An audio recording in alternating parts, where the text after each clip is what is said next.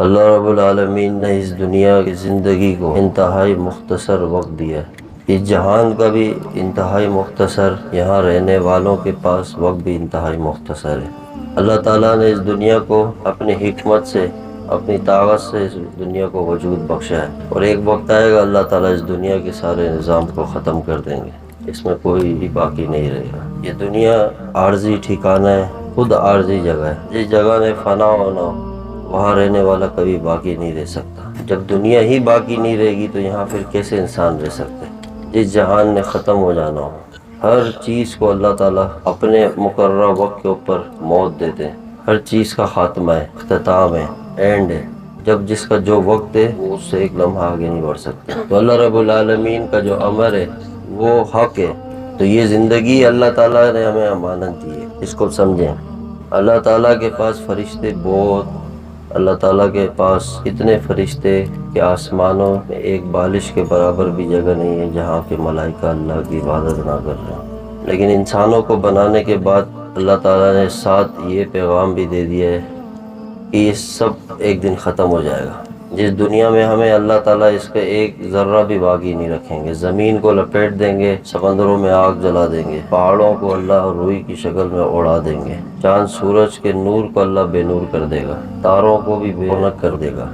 یہ جتنی دنیا کی رونق ہے اللہ سب کو ختم کر دے گا، اس میں کچھ بھی باقی نہیں رہے گا۔ جب یہ دنیا بنی تب سے لے کے آج تک جتنے انسان آئے سب زیر زمین چلے گئے، نہ کوئی بادشاہ رہا، نہ کوئی حسن والا، طاقت والا، عہدے والا، منصب والا، نہ کافر بچا ہے نہ ایمان والا بچا، سب کے سب اس دنیا سے چلے گئے۔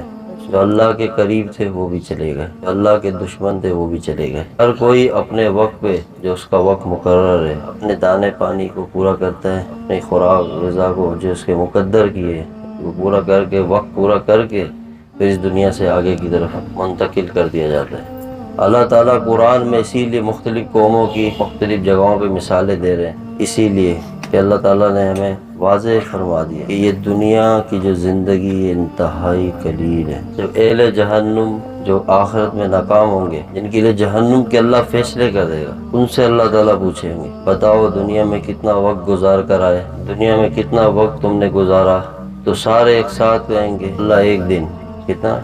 ایک دن۔ پھر ایک طبقہ ہوگا جہنمیوں میں سے، وہ پکار اٹھے گا نہیں اللہ آدھا دن۔ تو اللہ تعالیٰ فرمائیں گے ایک دن اور آدھے دن، اتنے سے وقت کے لیے نے اللہ سے دشمنی موڑ دی، تم نے اپنے رب کو ناراض کیا۔ تو یہ دنیا کی زندگی انتہائی مختصر ہے، سب کچھ ختم ہو جائے گا، ہر جاندار کو موت آئے گی۔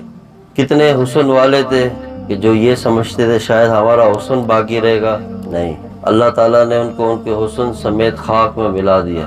کتنے طاقت والی قومیں آئی، ان کی قرآن میں اللہ مثال دیتے ہیں، قوم عاد، قوم سمود، جن کے طاقت کے بارے میں آتا ہے وہ اپنے ہاتھوں سے پہاڑوں کو تراش کے اس میں گھر بناتے تھے، اونچی اونچی عمارتیں بناتے تھے، لمبے لمبے قد تھے، ان کی طاقت تھی، ان میں اپنی طاقت کا ایک گھمنڈ تھا، غرور تھا۔ اللہ کیا فرماتے ہیں؟ ان پر عذاب آیا تو سب کو ہواؤں میں اللہ نے اڑا دیا، ایک دوسرے سے ٹکرائے اور مر گئے۔ بادشاہ آیا اللہ سے بغاوت کی، ہلاک ہو گیا۔ جو اللہ کے ساتھ ٹکر لی اس دنیا میں سب ہلاک۔ جانا سب نے، گناہگار بھی جائے گا، نیک بھی جائے گا۔ ہم نے یہ سمجھنا ہے کہ ہمارے پاس جب وقت مختصر ہے اور توشہ کچھ نہیں ہے، ساز و سامان کچھ نہیں ہے، مرنے کے بعد جو زندگی ہے وہاں ہمارے کیا کام آئے گی؟ ایک 4 5 6 فٹ کی قبر ہے، 2 3 2.5 گز کی جگہ ہے، وہاں ہمارے پاس کیا چیز جائے گی صاحب؟ تو وہ بھی ہم آئے روز اس معاشرے کے اندر خود دیکھتے ہیں عملی طور پہ کہ ہم اپنے ہاتھوں سے جنہیں دفنا کے آتے ہیں، جو ہمارے سامنے مر رہے ہیں وہ کیا لے کے جاتے ہیں اپنے ساتھ؟ کچھ بھی نہیں، ختم، سب ڈھیر ہو جاتے ہیں، جو کچھ چھوڑ کے چلے آتے ہیں، قبر کے اندھیروں میں تنہائی کا سفر شروع ہو جاتا ہے۔ تو یہ جو دنیا کی زندگی ہے یہ بے رغبتی والی زندگی ہے، یہاں ہماری رغبت اللہ نے قائم ہی نہیں کی، ہمارے دل لگنا اللہ کو پسند ہی نہیں ہے، کیونکہ جو چیز خود فنا ہونے والی ہے وہاں کسی کا باقی رہنا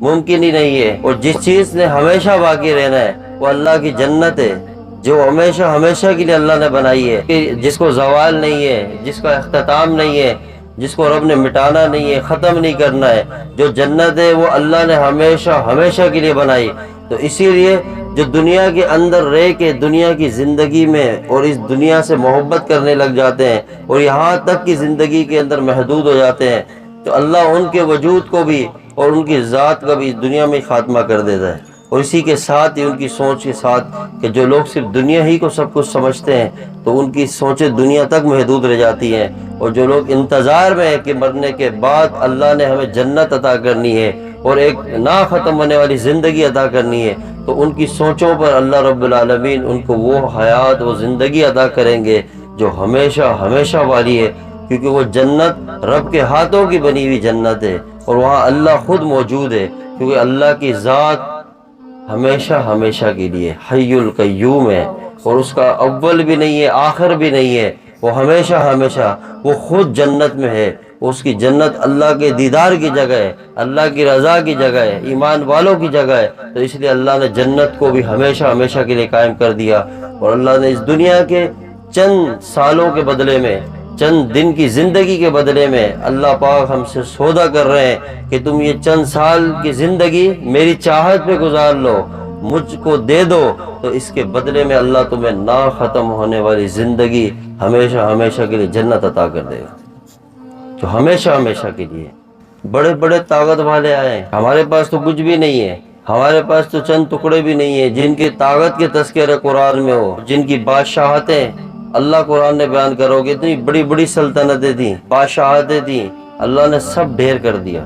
اس دنیا میں بھی صدی پہلے جتنے بادشاہ ہیں وہ بھی چلے گئے، 200 سال پہلے ہیں وہ بھی چلے گئے، جن کے نام کے ڈنکے بجتے تھے دنیا میں، آج ان کا نام و نشان بھی اللہ نے مٹا دیا ہے۔ کتنی قبریں ایسی ہیں، آپ قبرستان جائیں، ان قبروں میں جن کے نام تختیوں سمیت ڈھس گئے زمین میں،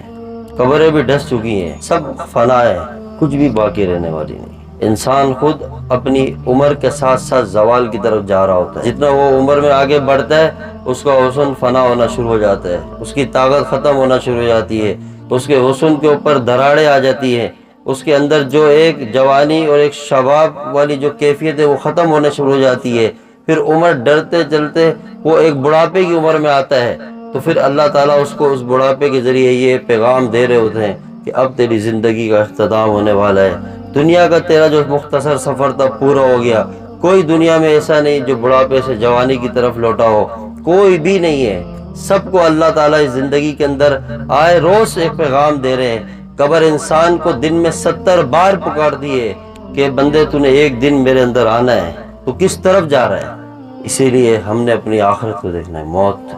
کہ اللہ رب العالمین نے موت رکھی ہے، کسی وقت بھی انسان کے اوپر یہ موت آ کے حملہ کر سکتی ہے، کسی وقت بھی یہ دنیا سے ہمارا رشتہ ختم ہو سکتا ہے۔ تو جس جہان کا اتنا بھی ہمیں علم نہ ہو رہنے کا، جہاں ہمیں اتنا نہ پتا ہو کہ ہماری زندگی کی کتنی لمٹ ہے، ہمارا ٹائم کتنا ہے، تو وہاں انسان کیا خواہشات ظاہر کرے، کیا خواہشات کے پیچھے بھاگے، کیا دنیا کی دولت کے پیچھے بھاگے، کیا دنیا کا حرص ہوس انسان کے اندر ہو۔ تو انسان جو اس بات کو سمجھ جائے، جو بندہ اللہ کے اس بات کو سمجھتا ہے، پھر وہ اپنی زندگی کو اسی حساب سے اسی سانچے میں ڈال دیتا ہے، پھر اس کی سوچ کے اندر تبدیلی آ جاتی ہے، کہ جو زندگی کی جو ایک پریکٹیکل لائف ہے وہ خود بخود تبدیل ہو جاتی ہے، پھر اس کے ذہن میں ایک بات بیٹھ جاتی ہے، بھائی میرے ہاتھ سے سب چھن جائے گا، میں نہیں بچتا، میرے ماں باپ نہیں بچتے، میری اولاد نہیں بچتی، میرے گھر والے نہیں بچتے، میرے دوست نہیں بچنے، کسی نے نہیں بچنا اس دنیا میں۔ ایسے ایسے لوگ ہیں جو اپنی جوانی گزار گئے، پھر وہ ایک عمر کے حصے پہ آئے، پھر ان کو احساس ہوا کہ آج ہماری زندگی بس اب واپس لوٹ کے نہیں آ سکتی ہے، ایک لمحے کے لیے بھی، ایک لمحہ بھی واپس نہیں ملتا۔ جو ہر آیا ہوا دن کا سورج وہ ہمیں پیغام دیتا ہے کہ میں تیری زندگی میں آخری بار آیا ہوں، پھر دوبارہ یہ دن، یہ تاریخ، یہ وقت، یہ لمحے نہیں آئیں گے۔ ہر غروب ہونے والا سورج پیغام دے رہا ہے کہ میں تو غروب ہو رہا ہوں، لیکن ایک دن تیری زندگی، تیری حیات کا سورج بھی غروب ہو جائے گا، تجھے اس جہان کو دیکھنا نصیب نہیں ہوگا۔ قبر کے اندھیروں میں صدیوں تجھے پڑا رہنا پڑے گا، صدیوں، نہ جانے کب تک ان اندھیروں کے اندر۔ دنیا کے اندر تھوڑی سی بھی پریشانی آتی ہے ہم دائیں بائیں نکل جاتے ہیں، تھوڑا سے حالات آتے ہیں ہم دائیں بائیں ہو جاتے ہیں، لیکن قبر کے اندھیرے وہ ہر کسی کے مقدر میں۔ اب اس اندھیرے کو اگر نور سے بھرنا ہے تو ایک ہی نور ہے، وہ کیا ہے؟ اللہ تعالیٰ کی رضا اور اللہ کے محبوب آقا نامدار تاجدار مدینہ حضرت محمد رسول اللہ صلی اللہ علیہ وسلم کی رضا۔ جس شخص کو حاصل ہو جائے یہ محبت، یہ رضا، یہی چیز ہے وہ اس قبر کے اندر نور پیدا کر دے گی۔